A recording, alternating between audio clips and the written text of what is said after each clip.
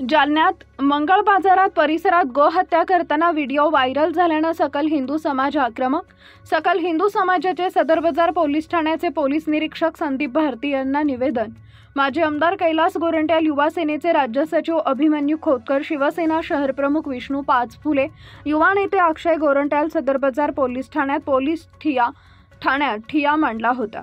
आज दिनांक 1 सप्टेंबर रोजी दुपारी 3 वाजता मिळालेल्या माहितीनुसार शहरातील मंगळ बाजार परिसरात गोहत्या करताना व्हिडिओ व्हायरल झाल्यानं सकल हिंदू समाज आक्रमक झालाय। जोपर्यंत आरोपीला अटक करत नाही तोपर्यंत गणपती विसर्जन करणार नसल्याचा निर्धार सकल हिंदू समाजानं घेतलाय। सदर बाजार पोलीस ठाण्यात जालन्याचे माजी आमदार कैलास गोरंट्याल, युवा सेनेचे राज्य सचिव अभिमन्यू खोतकर, शिवसेनेचे शहर प्रमुख विष्णू पाचफुले आदींनी सदर बाजार पोलीस ठाण्यात ठिय्या मांडला होता। जोपर्यंत आरोपीला अटक होत नाही तोपर्यंत गणपती विसर्जन करणार नसल्याचा निर्धार सकल हिंदू समाजानं घेतलाय। गणपती उत्सवाच्या पार्श्वभूमीवरती व्हिडिओ व्हायरल झाल्यानं सकल हिंदू समाजामध्ये संतापाची लाट पसरली आहे। यावेळी अर्जुन डाहळे, शुभम टेकाळे, किरण देशमुख, राहुल कनाडे यांसह हिंदू समाज आदींची उपस्थिती होती।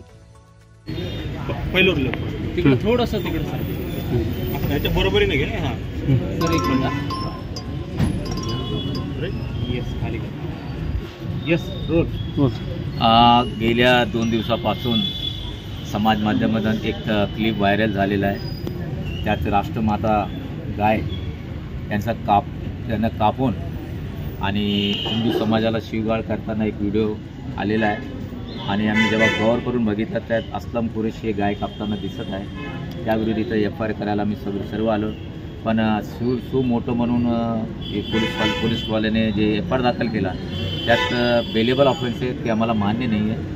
या माणसाच्या विरोधात मोक्का आणि नॅशनल सिक्युरिटी ॲक्ट प्रमाणे त्याच्यावर कारवाई केली पाहिजे। हे सर्व जालन्याचे तमाम हिंदू लोकांची भावना आहे। आता मी SP ला बोललो, सदर बाजार पोलीस स्टेशनमध्ये ही प्रक्रिया चालू आहे आणि SP ला बोलून याच्यावर कडक कारवाई केला पाहिजे आणि गणपतीचं विसर्जनचा अगोदर हा माणूस अटक झाला पाहिजे, नाहीतर आमचे आंदोलन तीव्र करणार आहे। तर PI साहेबांनी काय सांगितलं? PI साहेबांनी सांगितलं त्यांनी काही 207 असा कलम आहे। माझ्यासोबत आमचे मित्र ॲडव्होकेट अर्जुन राऊत आहे, ते म्हटले हे बेलेबल ऑफेन्स आहे, या बेलेबल ऑफेन्स त्याला कधी बेल होऊ शकतात, पण आम्हाला ते मान्य नाही। आणि पोलीस म्हणतात आता आम्ही सुमोटो दाखल केला, तुम्ही फरियाद देऊ शकत नाही, मग आम्ही एक ॲप्लिकेशन देतो आणि ॲप्लिकेशनवर आमची जे भावना मी देणार आहे आणि त्याप्रमाणे त्याच्यावर कलम ॲड केला पाहिजे आणि त्यासाठी आम्ही SP ला बोलणार आहे। मोका आणि नॅशनल सिक्युरिटी जोपर्यंत त्याच्यावर होत नाही तोपर्यंत आम्ही पण शांत बसत नाही। शांत नाही बसणं म्हणजे काय रास्ता रोको हे बघा, आता एक प्रिमिलरी आता फर्स्ट स्टेज आहे की कंप्लेंट करणे आणि त्याच्यावर काय कारवाई ते बघणे। आम्हाला वाटतं की योग्य कारवाई झाला तर आम्ही शांतीने राहणार, योग्य कारवाई नाही झाला मग आम्हाला काय करायचं आम्ही ठरवून घेऊ। आणि जेवढे अवैध कत्तलखाने चालू आहे जालन्यात सरासरी आता पोलीसवाल्यांना सर्व माहीत असतो कुठं काय चाललं कुठं काय नाही, पण त्यांनाही सर्व माहीत आहे की अवैध कत्तलखाने कुठे आहे, कुठं गाय बैल कापून विकतात, हे प्रमाण जालना शहरात फार मोठ्या प्रमाणात आहे। त्याला आणि रस्त्यावर ते ठेवतात, त्याच्यावर कारवाई झाली पाहिजे।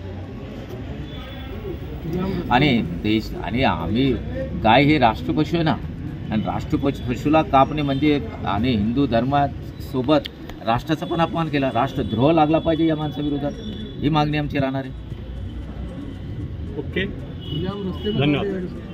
आज सकल हिंदू समाज जालना यांच्या वतीने एक निवेदन देण्यात आलेलं आहे की मंगळ बाजार येथील असलम कुरेशी मैमून या व्यक्तीनं गोमातेची हत्या करताना एक व्हिडिओ टाकलेला आहे। त्याच्यातून सर्व समाजाचे धार्मिक भावना दाखवलेल्या आहेत आणि सर्वच गोमातेला पूजनीय मानतात आणि त्याने जे कृत्य केलेलं आहे ते कायद्याच्या चौकटीत अजिबात नाही, हे गुन्हेगार आहेत। तर त्यांच्यावर त्याचबरोबर इतरही मोका किंवा नॅशनल सिक्युरिटी ॲक्ट वगैरे प्रमाणे गुन्हा दाखल करा असं त्यांची मागणी आहे। तर याबाबत मी सर्वांना आश्वस्त करतो कुठल्याही गुन्हेगारांच्या सोबत आम्ही राहणारच नाही।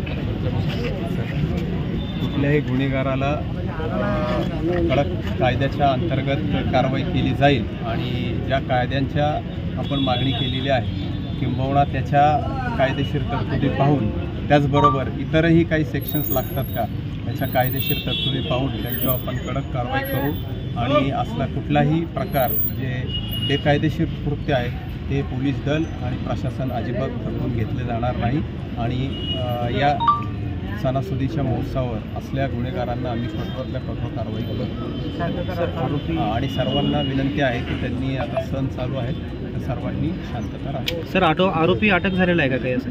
हा, त्याच्यात आम्ही आरोपी शोध घेत आहोत आणि त्यांनी केल्यास कारवाई करू. सर, शहरामध्ये वारंवार हत्या होती, या संदर्भात आता पोलीस प्रशासन कोणची भूमिका घेणार? आता पोलीस प्रशासन भूमिका ही स्पष्ट आहे. आम्ही जे कायद्याने जे प्रतिबंधित गोष्टी आहेत त्याला बिलकुल कडक कारवाई केली जाईल आणि अशा आरोपी मिळाल्यास त्यांना आपण जे कायद्याने जे संबंधित कायद्याने ज्या तरतुदी आहेत त्याच्या तरतुदीला अधीन राहून आपण कारवाई करू. धन्यवाद. आज हम सकल हिंदू समाज की तरफ से जालना में जो असलम कुरैशी नामक जो युवक है उसने हर साल गौवंश काटता है, उसका बहुत बड़े पैगाम पे गौवंश हत्या पूरे जालना में चालू है। तो आज उसने गणेश उत्सव में धार्मिक भावना दुखाओ हिंदुओं की, इसलिए सोशल मीडिया पे खुद आह्वान करते हुए हिंदुओं को गौवंश काटा गया और उसका वीडियो खुद अपलोड करा।